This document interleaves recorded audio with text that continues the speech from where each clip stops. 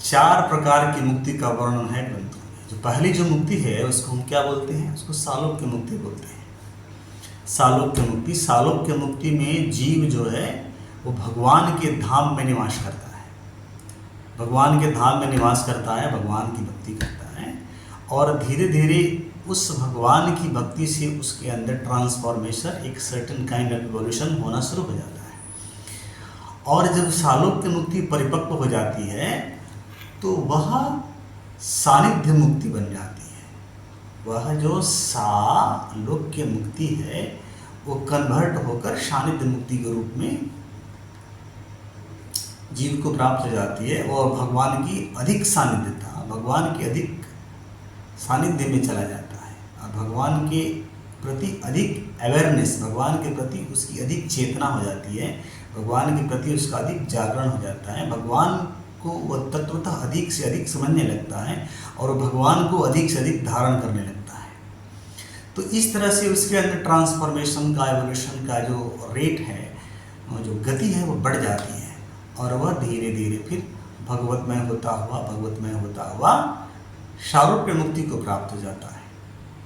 सारूप्य में भगवान का जो रूप है वही रूप भक्त का, वही रूप जीव का हो जाता है। स्टिल उसके अंदर एक सूक्ष्म बंधन होता है, पूर्ण मुक्ति ये नहीं है, जबकि वो भगवत स्वरूप है फिर भी पूर्ण उसकी मुक्ति नहीं है, कहीं न कहीं एक सूक्ष्म परत है।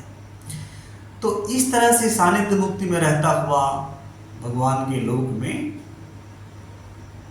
रहता हुआ वह पुनः शनै शनै परिवर्तन को प्राप्त होता है, एक ट्रांसफॉर्मेशन को प्राप्त होता है।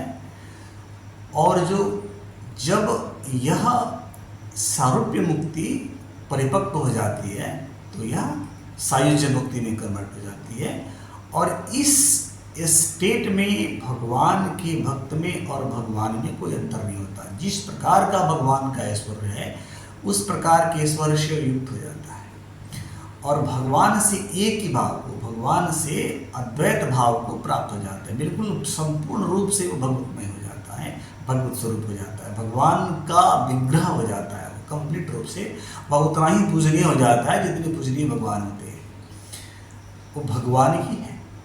तो भगवान की चेतना और उसकी चेतना कंप्लीट रूप से एक हो जाती है और शरीर जो है वो चिन्मय हो जाता है। वो शरीर भी चिन्मय है, वो शरीर नहीं है, उसकी आत्मा में और उसके शरीर में कोई अंतर नहीं होता और शरीर भी जो है वो आत्मस्वरूप होता है।